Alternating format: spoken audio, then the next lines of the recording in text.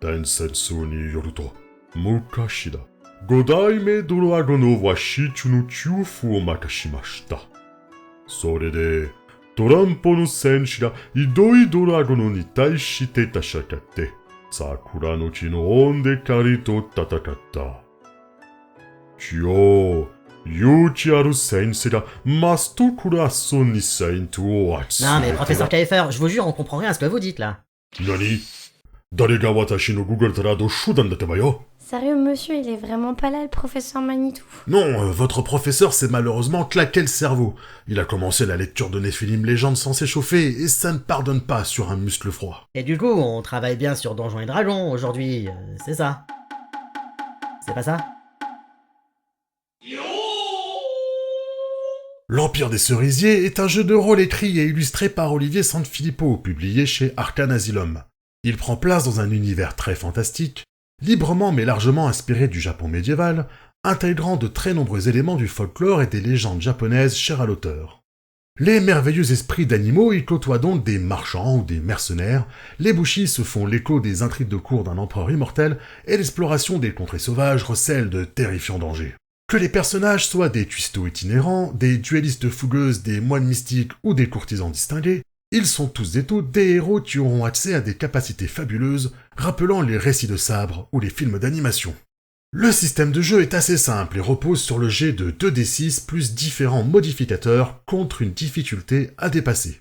À titre de comparaison, un seuil de 8 est une difficulté facile, alors que 20 correspond à une difficulté héroïque. Les bonus au jet viennent directement du concept de votre personnage. En effet, pas de caractéristiques ni de compétences ici, tout se fait selon les métiers ou les occupations, appelés les champs, ainsi que les spécialisations ou les avantages que vous avez définis. Cependant, l'Empire des Cerisiers ne propose pas une liste exhaustive d'archétypes ou d'avantages-désavantages. Le jeu vous laisse une grande liberté pour créer vous-même votre concept. Ainsi, selon l'idée que vous vous faites de votre personnage, vous pouvez cumuler les champs de moine et maître brasseur, duelliste et courtisane, ou même kitsune, exorciste et cuisinier, pourquoi pas.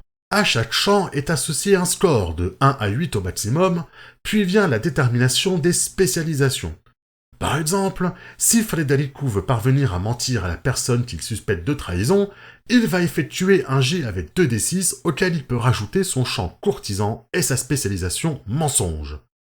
Cela lui donnera un meilleur bonus que le champ enquêteur, qui bien que potentiellement justifiable selon le RP, n'a aucune spécialisation adéquate à donner en bonus. Il lancera donc 2d6 plus 6. S'il est pertinent, un avantage ou un désavantage peut venir modifier le jet également. Cela peut être une particularité physique, un trait de caractère, une relation particulière ou une affinité préférentielle. Là encore, il n'y a pas de liste exhaustive, seulement une limite de plus 3 à moins 3 dans ce que vous allez créer. Dans notre exemple, notre courtisan peut avoir l'avantage « regard sincère », qui lui donne un bonus de plus 2 dès qu'il veut convaincre un interlocuteur, portant ici son jet à 2d6 plus 8. La difficulté peut être une valeur fixe ou un jet en opposition contre le champ et la spécialisation du PNJ, s'il en possède. Ah, c'est un joli jet, ça, monsieur. Pas comme Alban. Il y a encore 2 domaines de la fiche de personnage que nous n'avons pas abordés. La voie qu'il ou elle choisit de suivre et l'aspect, comme une spécialisation qui en découle. Ces domaines représentent l'orientation spirituelle ou morale du personnage, le code qu'il va suivre ou son école de pensée. Tout comme les champs, les voies et leurs aspects possèdent un score de 1 à 8 et influencent les jets de volonté, de peur ou l'activation des techniques, mais nous y reviendrons en fin de séance. Ah oui, généralement c'est là qu'on parle encore de la violence et des combats, hein. Et oui, la vie d'un héros Sakurajin n'est pas de tout repos. En combat, chaque PJ choisit le champ et la spécialisation liée qui lui permettent d'échanger joyeusement des coups. Les personnages étant très héroïques, ils peuvent réellement se battre avec presque tout et n'importe quoi, ce qui ne limite pas les personnages sociaux ou artisans. Ainsi, un cuisinier pourra se battre avec son haut couteau de découpe favori en utilisant son champ cuisine au combat, une courtisane pourra tabasser en courtisane plus dense et ses manches de kimono, et une shinobi plus classiquement avec sa spécialisation d'armes favorite. On lance alors l'initiative avec 2d6 plus tous les champs qui peuvent servir en combat, mais pas les spécialisations, ce qui donne un avantage pour les personnages martiaux. Un PJ ou une PJ peut faire autant d'actions par tour que son champ le plus élevé divisé par 2 et arrondi au supérieur. Ainsi, un champ à 5 permet de faire la moitié arrondi au supérieur, soit 3 actions par tour. Pour résoudre une attaque, on consomme une action et on résout un jet classique 2d6 plus champ plus spécialisation. Le défenseur peut également faire un jet pour parer ou esquiver, échappant à l'attaque s'il égalise au moins le score de l'agresseur. Si l'attaque touche, elle inflige les dégâts prédéfinis de l'arme plus la marge de réussite de l'assaut, soit la différence entre le score d'attaque et le score de défense. Par exemple, si mon attaque au katana fait 16 et la défense ennemie 14, j'infligerai donc 4 dégâts du katana, plus 2, la soustraction entre 16 et 14. Le défenseur retire aux dégâts toutes ses éventuelles protections. Mais monsieur, vous deviez pas revenir sur les... J'y viens, mon petit. Les techniques et la magie se créent depuis un tableau dédié qu'on appelle Freeform, c'est-à-dire qu'il n'y a aucune liste de sorts, mais les règles pour configurer tout ce que vous voulez.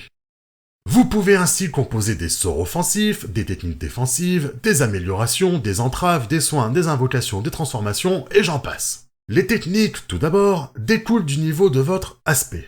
Pour les activer en jeu, vous devrez donc faire un jet de 2d6 plus la voix plus l'aspect qui s'y rapporte, contre une difficulté égale à la puissance globale de la technique. Un adepte de la voix des 8 dragons, et plus particulièrement l'aspect du dragon de l'Est, sera donc tourné vers la protection et pourra mettre au point une technique pour donner des bonus en défense à ses alliés. Si la technique est de puissance 5, vous devrez donc réussir un jet avec 2d6 plus voix plus aspect contre une difficulté de 5. Le système de magie libre utilise un tableau de création similaire. Une fois qu'un sort est déterminé, et cela même en plein combat, le personnage doit réussir un jet classique avec cette fois 2d6 plus champ plus spécialisation magique contre une difficulté de base 8. Cependant, chaque paramètre supplémentaire dans le sort, sa durée, sa distance, ses cibles, ce qu'il invoque, va augmenter la difficulté du jet. Une magie inventée sur le tas est donc plus difficile à réussir qu'une technique apprise et inscrite sur la fiche de personnage, mais rien n'empêche de transformer ensuite un sort qu'on a inventé librement en technique, une fois que des nouveaux points de création sont débloqués avec l'expérience. C'est un système très libre et adaptable qui possède un petit côté manga assumé. Un personnage peut tout à fait inventer de nouvelles façons d'utiliser sa magie en pleine action et repousser ses limites ou celles de son imagination. Cela permet également à des personnages artisans de personnaliser des objets en y ajoutant des enchantements par exemple. Ah, Kuso, je voulais vous parler des armures sacrées et d'idées de techniques originales. Bon, on travaillera ça en distanciel, hein.